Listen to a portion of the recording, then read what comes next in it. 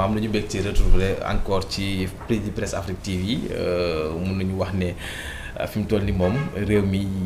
mu neex na yënguwut waaye lépp lu ci mën di am rek bëgg nañ ci aussi tamit ci sa xalaat ak sa def li nga xamante ni moom mooy réconciliation maanaam fexe ba jubboole li nga xamante ni moom mooy sénégalais yi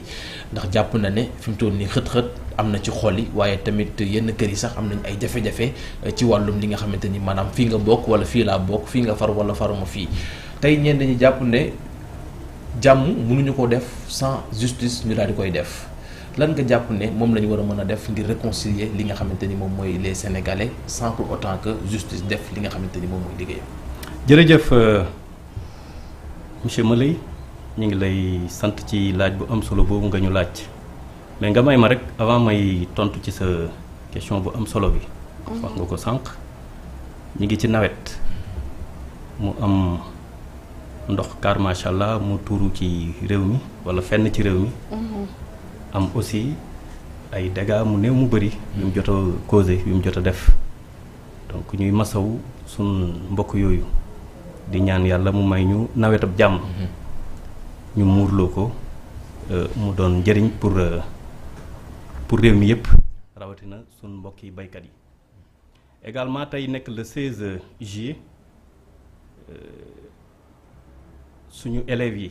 ñenn war a def tey BFEM ñu ci profiter di leen ñaanal di leen encourager di leen souhaiter bonne chance di rendre hommage à la communauté éducative njàng ak njàngale ci am réew moom mooy cëslaayu développement wu réew moomu kura boo ma permettre suñ waajur wa l'homme d'état monsieur Djibo Leyti Ka yàlla na ko yàlla yërëm jégal ko xare ko aljanna da doon wax ni bu ko yàlla dénkoon réewum Sénégal mu nekk président de la République dana ci boole ministère de l'éducation mu loger ko à la présidence bu fekkee yoon may na ko tellement dafa fonkoon njàng ak njàngale tellement xam na ni avenir u réew développement wu réew départ ba mujjantal ba ci njàng ak njàngale la. donc man sama Abdoulaye Wade waxoon na ko réew pour mu dox il faut que ñuy jàng ëpp ñi nga xamante ni ñoo jàngul. très bien parce que case des tout petits xale très bien ni mu donc leen très belles initiatives donc vraiment gouvernement bi aussi mi ngi ci def lépp lu mu mën vraiment plus que jamais donc nañu rendre hommage vibrant hommage d'ailleurs à la communauté éducative di gën a ñaax aussi suñuy doom pour toppatoo leen taxaw leen pour ñu fonk jàng ak jàngale sa laaj bi am na solo keroog effectivement président jot na rapportu dialogue national bi mu koy jot aussi yëkkati na fa ay kàddu yu am solo ci biir kàddu yooyee noté nañ ci seetlu nañ ci ne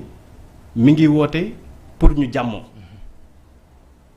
parce que nag jàmm ci la lépp xaj maintenant gis-gis yi de part et d'autre wala suivant les positions mën na wuute et ce qui est tout à fait normal réconciliation d'accord mais ñenn ñi ne avant qu'il y ait la réconciliation que justice se fasse ce qui est tout à fait normal ñoom it ñu nangul leen ko mais l'un dans l'autre ak nu mu ci mën di demee jàmm ji moom et le pouvoir et l'opposition et le Sénégal de manière générale soxla nañ ko sinon yéene bi ñu am yépp bëgg-bëgg bi ñu am yépp du mën a du am de mais mën na même buy am mën na yéex wala mën na bëri lu ci soxe encore maintenant nag comment rendre justice parce que de 2021 à 2024 ak un peu sax lu ko jiitu am na ay métit yu ñuy dund ñun ñëpp ñu naqarlu ko mais de vous à moi monsieur Maley moi je dis que ni les responsabilités à un moment donné étaient partagées entre le régime sortant et l'opposition d'alors wala une partie de l'opposition d'alors bu ñuy escamoter aussi le débat parce que y avait le PASTEF qui était là avec son leader monsieur Ousmane Sonko qui incarnait le chef de l'opposition tamit dëgg de par sa trajectoire ak ay jaar-jaaram en cours de route am na lu ko arrivé am na féewaloo digganteem ak régime bi fi nekkoon sax loolu commencé wul ci 2021 bi peut-être 2021 bi dafa nekk aboutissement bi mais Ousmane Sonko pour qui connaît un peu sa trajectoire xam nga ni 2016 lañ ko njëkk a dàq ci fonction publique yàlla fal ko 2017 def ko député et cetera suite bi ñun ñëpp xam nañ ko 2021 ce qui s'est passé est arrivé ñun ñëpp gis nañ la suite. mais dama ni opposition ba woon am na une part de responsabilité ca la xewoon. muy l'actuel régime. muy l'actuel régime le régime sortant aussi ñoom ñi doon incarner la puissance publique ñoom it am nañ ci une part de responsabilité donc à un moment donné les responsabilités étaient partagées et forcément il va falloir trouver une solution. mais qu'est-ce qu'il devrait faire bu fekkente ni les responsabilités sont partagées lan la ñu waroon a def te defuñ ko woon ci jamono. non en réalité xam nga avec tout ce qui s'est passé jàpp nañ ay nit interpellé leen ñii ne du yoon ñii ne yoon la tëj nañ ci yàq nañ ci ay dundu doomu aadama boom nañ ci ay nit li ci nekk ci métit bëri na mais problème bi aussi mooy tey mënoo ni loolu yëpp dañ ko bëgg rek passer sous silence parce que dafay mel ni aussi dañuy encourager kon de telles pratiques prochainement à l'avenir gis nga régime bii nii ñuy wala les militants du PASTEF pour être beaucoup plus précis nii ñuy exiger justice que ni bañoon réconciliation mais bala ñoo réconcilier nañu def yoon ba pare tamit dëgg mais ñoom it attention ils peuvent se faire rattraper demain sous leur magistère parce que il faut ñu def ndànk avec nos forces de défense et de sécurité buñ leen néewal doole sous le magistère du PASTEF mais gis nañ fi déjà ay morts de jeunes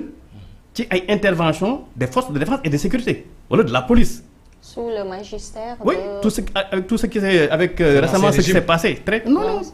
ak l'actuel régime li xew à Cambérène par exemple. wala li xew à Rosso. les bavures policières. très bien xam nga yooyu tey d'accord mën nan interpeller la responsabilité directe de nos forces de défense et de sécurité tout ça c'est vrai mais ñoom it seen liggéey dafa métti trop buñ toogee seetaan est-ce que ñun danañ ko tal le citoyen am na nu ñuy intervenir c'est vrai que seen forme d'intervention yi c'est à revoir mais dama ni l'un dans l'autre ak nu mu ci mën di demee nañ ci dem ak xel justice il faut qu'elle se fasse mais malgré tout ce qui s'est passé il y a eu la loi d'amnistie l'actuel régime intenté na benn procédure malheureusement dem na ba conseil constitutionnel rejeté nañ ko mais toujours est-il que conseil constitutionnel même bi muy rejeté la loi portant interprétative xamal na nit ñi ni tout ce qui est torture ak yenn kii kenn mënu ko amnistier donc le dossier entre les mains de la justice nañu bàyyi justice ak sagom moi c'est ce que j'ai toujours demandé mais bu fekkente ni bii dañu bëgg a jël l'exécutif ca lan doon kaas ca ba ñu nekk opposition bi de l'exécutif justice bàyyi justice ak sagom mu def liggéeyam. mais monsieur Fall est-ce que confiance boobu mën nañ ko jox justice ci jamono ji nga xamante